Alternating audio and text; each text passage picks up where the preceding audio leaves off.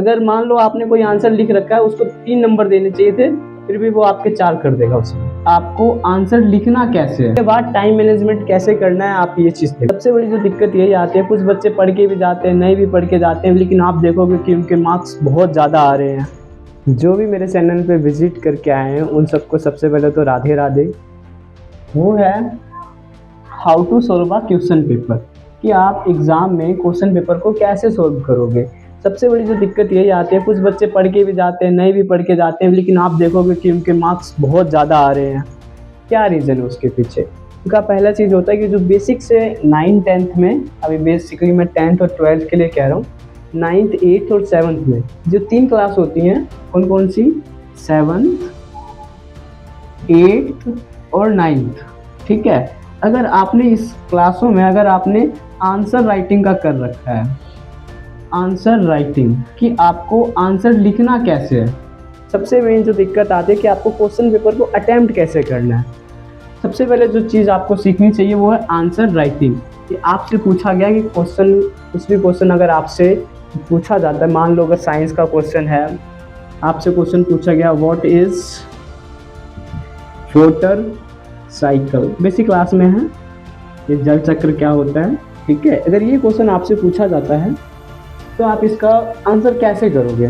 Main चीज़ यही होता है, पता तो सबको होता है कि जल चक्र में क्या होता है, पानी जो भाप बन के ऊपर जाता है, फिर ऊपर दोबारा से वो वाष्पीकरण, मतलब उसका कंडेंसेशन होता है और वो दोबारा नीचे ज़मीन पे आ जाता है, यही होता है। लेकिन आपको कैसे फॉर्मेशन में लिखना है, सबसे मेन चीज़ यही होती है। ये तो मैं आपको बेसिक क्लास में, अगर 10th क्लास में भी अगर ये क्वेश्चन आता है, फिर आपको कैसे करना है, मेन चीज़ यही होता है कि क्वेश्चन को सोल्व कैसे करते हैं। तो सबसे पहले तो आपको जो करना है, रीड द पेपर केयरफुली, जो भी पेपर आपका है, कि काफ़ी, मतलब मैं एक नहीं दो नहीं, आप खुद सोच के देखना कि क्या आपके क्वेश्चन इसकी वजह से गलत होते हैं कि आपने क्वेश्चन पेपर को ढंग से नहीं पढ़ा होता है। मान लो कोई न्यूमेरिकल होता है, अगर आपको निकालना है पावर, 10th क्लास का टॉपिक है, पावर कैसे निकालते हैं, इसका एक फॉर्मूला होता है VI, ठीक है। इसका फॉर्मूला होता है VI, फिर हम I की वैल्यू चेंज करते हैं एक जगह, जैसे कि होता है V इक्वल्स टू IR, है ना, तो R को कॉन्स्टेंट रखे आप V अपॉन I रख दोगे, है ना, या फिर I इज इक्वल्स टू क्या हो जाएगा, V अपॉन R हो जाएगा। और I की वैल्यू जब यहाँ आप पुट करोगे तो कई सारे न्यूमेरिकल्स होते हैं, न्यूमेरिकल्स में दे रखा है आपको पावर का वैल्यू दे रखा है 40 वाट, आपने लिख दिया कहीं 60 वाट। तो ये सब ना बहुत ज़्यादा क्वेश्चन, उस टाइम पे आपके ऊपर प्रेशर तो होता है, नो डाउट सबके ऊपर होता है, जितना आप ह्यूमन बींग हो और आपके साथ बैठे वाले वो भी ह्यूमन बींग है और आपके क्लास के ही बच्चे होते हैं, कोई बाहर से नहीं आ रहा होता। जितना आप पढ़ रहे हो 10th में, उतना भी वो भी पढ़ रहे होते हैं। एग्जाम प्रेशर जितना आपके ऊपर है उतना उनके ऊपर भी होता है, ठीक है। तो प्लीज़ इसको माइंड करो आप कि आपको क्या करना है, क्वेश्चन पेपर बहुत ढंग से पढ़ना है, ठीक है। दूसरी क्या होती है कि बच्चे, मतलब कुछ होता है, टीचर्स आपके बोलते होंगे कि आपकी राइटिंग ठीक है, पढ़ने में अगर आ रही है तो ठीक है, नहीं, राइटिंग को साफ सुथरा लिखना है, मतलब अच्छे वे में लिखना है। एक ऐसे नहीं लिखना है कि कहीं भी कैलकुलेशन कर रहे हो इसके बाद ये लिख रहे हो, नहीं, एक ढंग से तरीके से आपको लिखना है। उसके बाद जब आप मतलब तरीके से लिखोगे ना, तो टीचर क्या करता है कि सीधा नंबर देगा, 4 नंबर। एक दो आंसर भी मैं आपको क्वेश्चन भी इसमें लिख के दिखाऊंगा कि इसको कैसे हम अटेम्प्ट करते हैं क्वेश्चंस को, जितने भी। अब अच्छा, एक और चीज़ आता है इसमें, ठीक है, वो होते हैं आपके सेक्शंस। अगर आप क्वेश्चन पेपर देखोगे तो आपका जो पेपर होता है वो 4 सेक्शंस में डिवाइड होता है, A B C D। आपको वो सेक्शन पहले उठाना है इन चारों में से जिसमें आपको पता है कि इसमें मुझे मैक्सिमम चीज़ें आती हैं। मान लो A में आपके 20 क्वेश्चन होंगे, B में 7-8 क्वेश्चन होते हैं, 6-7 क्वेश्चन होते हैं, इसमें भी ऐसे ही होते हैं और इसमें भी टोटल लगभग आपके पास 30 से 35 क्वेश्चन होते हैं, ठीक है। जर्नल मैं आपको बता रहा हूँ, सबका एक पैटर्न नहीं लेकर चल रहा हूँ मैं। जर्नल आपके पास इतने अगर क्वेश्चन पेपर हैं, ठीक है, तो इसमें से आप वही सेक्शन पहले उठाओ जो आपको आता है।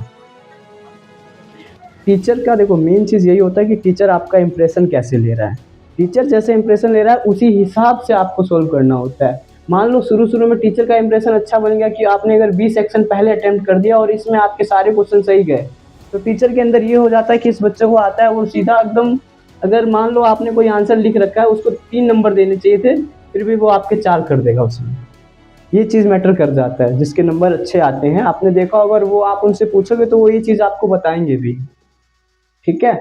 इसके बाद तीसरी क्या चीज़ आती है आपके पास, सबसे इम्पोर्टेंट, इन सब से इम्पोर्टेंट जो आपके पास आएगा वो है टाइम मैनेजमेंट। समय का सही उपयोग करोगे आप तो ही पेपर में अच्छे नंबर आएंगे। समय का सही उपयोग सबसे जरूरी है। क्या? Time management. इंक खत्म हो गया इसमें। टाइम मैनेजमेंट, ठीक है। ये चीज़ कैसे करनी है आपको, सबसे मेन और इम्पोर्टेंट चीज़ होती है टाइम को मैनेज करना, ठीक है। तो सबसे पहले आपको क्या करना है, जो रीडिंग सेक्शन मिलता है आपको 20 मिनट का मिलता है शुरुआत में, 20 से 15 मिनट का मिलता है, ठीक है। तो उसमें आपको रीडिंग अच्छे से करनी है और उसके बाद टाइम मैनेजमेंट कैसे करना है आप ये चीज़ देखो। सबसे पहले आपको जल्दी जल्दी से जो क्वेश्चन आते हैं, मैंने बताया ए बी 4 सेक्शन होते हैं, ए बी सी और डी, चारों में से जिस सेक्शन को उड़ाओगे उसका खत्म, पूरा एकदम आता है कर दो, ठीक है। अच्छा, इसके चक्कर में मत रहना कि वो मेरे को बताएगा तभी मैं देखूंगा तभी मैं करूंगा, नहीं, इसके चक्कर में मत रहना। मैं आपको बता दूं, अगर आप पहली बार जा रहे हो 10th का बोर्ड देने, तो एक क्लास में आपके 24 बच्चे रहेंगे, ठीक है। उसके बाद आपके पास 4 सेट रहेंगे, ठीक है। और एक रो में कितने बच्चे बैठेंगे? 6 बच्चे बैठेंगे, ठीक है। अब पहला सेट इसके पास जाएगा, दूसरा सेट इसके पास जाएगा, तीसरा सेट इसके पास, चौथा यहाँ, फिर पहला और दूसरा, मतलब इसके साथ ये रिपीट हो रहा है। कितना चीटिंग करोगे आप खुद देख लो, आपसे इतना दूर बैठेगा ये बच्चा, तो चीटिंग के भरोसे नहीं रहना है इसमें। आप बस जितना आप खुद से करके जाओगे वही अच्छा है। जो क्वेश्चन आपको आते हैं पहले कर दो, ठीक है। जो क्वेश्चन नहीं आते हैं उन पर थोड़ा सोचने की जरूरत होगी, वो भी आपको कहीं ना कहीं से आ जाएंगे। एग्जाम से पहले आपको नहीं पढ़ना, ये आराम से सो के जाओ, अच्छा दिमाग काम करेगा। सब कुछ एग्जाम में कहीं भी ले लो, आपके ब्रेन का ही खेल होता है। 0 से लेके 100% तक आप जहाँ भी जाओगे ब्रेन का ही खेल है, ठीक है। तो ब्रेन को आराम से पहले सो के जाओ, और जब सोते हो ना तो ब्रेन को बहुत ज़्यादा रिलैक्स मिलता है। तो सबसे पहले याद रखना कि एग्जाम से पहले नहीं पढ़ना है, बिल्कुल नहीं पढ़ना है। आपने अगर साल भर नहीं पढ़ा तो एक दिन में क्या ही पढ़ के हो जाएगा, ये बात बिल्कुल सच है, ठीक है। एग्जाम से पहले सो के जाना है आपको, तब अच्छे से टाइम मैनेजमेंट भी करवाओगे आप। जो क्वेश्चन आ रहे हैं, मान लो न्यूमेरिकल्स हैं, अगर फॉर्मूला पता है तो हो जाएंगे, नहीं हो रहे तो आगे बढ़ जाओ, ठीक है। लास्ट में आता है केस स्टडी बेस्ड क्वेश्चन होते हैं, उनको भी अटेम्प्ट करना है, उनको बहुत अच्छे से आपको अटेम्प्ट करना है। इसमें क्या होता है, आपको पढ़ के आंसर देने होते हैं, हालांकि ये जो दिया रहता है इसमें मतलब कुछ होता नहीं है, ये सब बस बेवकूफ़ बनाने के लिए एक पैराग्राफ सा दे देते हैं। क्वेश्चन तो वो बुक से ही पूछे होते हैं इसमें, बट आसान क्वेश्चन पूछते हैं, अगर आप पढ़ोगे तो हो जाएगा, ठीक है। टाइम मैनेजमेंट ऐसे ही आपको करना है कि जो क्वेश्चन आता है पहले आप उसे अटेम्प्ट करो, क्योंकि ऐसा भी हो जाता है, देखो हम लोग जो बोलते हैं आपको एक्सपीरियंस के साथ बोलते हैं, ऐसा भी हो जाता है कि जैसे मान लो आपने क्या किया, जो क्वेश्चन आपको नहीं आ रहा था, ठीक है, आपने उसी पे गए फोकस कर लिया, उसके चक्कर में जो आपको आ रहा था वो भी भूल जाओगे, क्योंकि मैंने आपको पहले बता दिया एग्ज़ाम प्रेशर बहुत ज़्यादा होता है बच्चों में। पहली बार आप जा रहे हो, बोर्ड में जाके बैठ रहे हो, फिर कैसे करना है क्या नहीं करना है, अच्छा।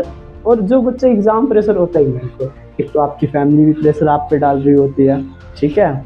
और जो बच्चे फैमिली का प्रेशर नहीं लेते हैं ना, वो उनका कोई टेंशन नहीं है, इसलिए आपके लिए बहुत ज़रूरी है। आपकी फैमिली भी आपके ऊपर प्रेशर डाल रही है, इसीलिए लास्ट के 2-3 महीने बच्चे जहाँ से जैसा हो सके जितना अच्छा आप एक्वायर कर सकते हो करो।